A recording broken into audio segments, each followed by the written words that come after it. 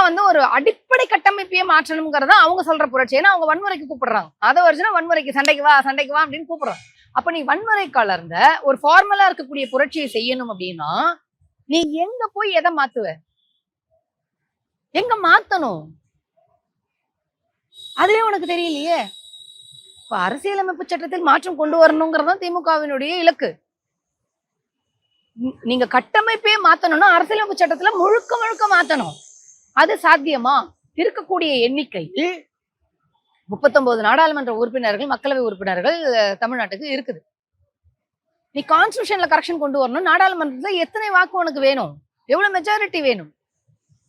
சரி, இத வந்து நீ ஹோலா மாத்தணும்னு நினைக்கிறாருன்னு வச்சுக்கோங்களேன். வன்முறை கலந்த புரட்சியோட மாத்தணும்னா நீ திரும்பவும் ஒன்றிய அரசியல் அந்த அரசியலமைப்பு சட்டத்துல தானே போய் மாற்றணும். அதை எப்படி பண்ணுவேன்? அப்போ தமிழ்நாட்டில் நான் புரட்சியை கொண்டு வரேன்னு ஆதவர்ஜுனா சொல்லுவது பொய்.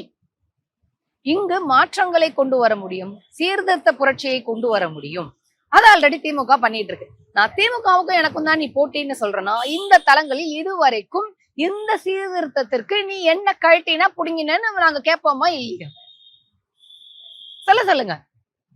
சமூகத்துல இருக்கக்கூடிய சமத்துவமின்மை, ஏற்றத்தாழ்வு, அதிகாரம், ஆதிக்கம், இதையெல்லாம் மாற்றத்துக்கு விஜய் இதுவரைக்கும் என்ன பண்ணியிருக்காரு? பொருளாதாரத்தில் இதெல்லாம் பண்றதுக்கு என்ன பண்ணியிருக்காரு? அரசியலில் இந்த மாற்றங்களை கொண்டு வரதுக்கு என்ன பேசியிருக்காரு, என்ன பண்ணியிருக்காரு, அவருக்கு என்ன புரிதல் இருக்கு, அவர் மக்கள் கிட்ட, அவருடைய தொண்டர்கள் கிட்ட என்ன சொல்லியிருக்காரு இது குறித்து? அப்போ அவங்க வந்து புரட்சி ஏஜென்சி ட்வீட் போட்டு டெலிட் பண்ணார்ல ஆதவர்ஜன். அப்புறம் கோர்ட்ல அவங்க அப்படியே என்ன சொல்லியிருக்காங்க? இந்த மாதிரி பதிவு போடுபவர்கள் அவர்களுடைய சிந்தனை திறன் என்ன, அதையெல்லாம் பார்த்துதான் நீதிபதி தீர்மானிக்கணும் அப்படின்னு ஆதவர்ஜன் அபிடவிட்லயே கொடுக்குறாரு. என்ன சொல்றாரு? நான் ஸ்திரபுத்தியோட அந்த ட்வீட் போடலன்னு அவர் இன்டைரக்டா சொல்ல வர்றாரு. அப்ப ஸ்திரபுத்தி இல்லாத ஆதவர்ஜுனா, அரசியல்னா என்னன்னு தெரியாத ஆதவர்ஜுனா இப்படி அடாவடித்தனமா நாங்க தான் அடுத்த ரவுடி, நாங்க வரோம், நீ வந்து என்ன பண்ணுவ, எப்படி பண்ணுவேங்கிறதுதான் கேள்வி. அதுக்கு பதில் சொல்லு.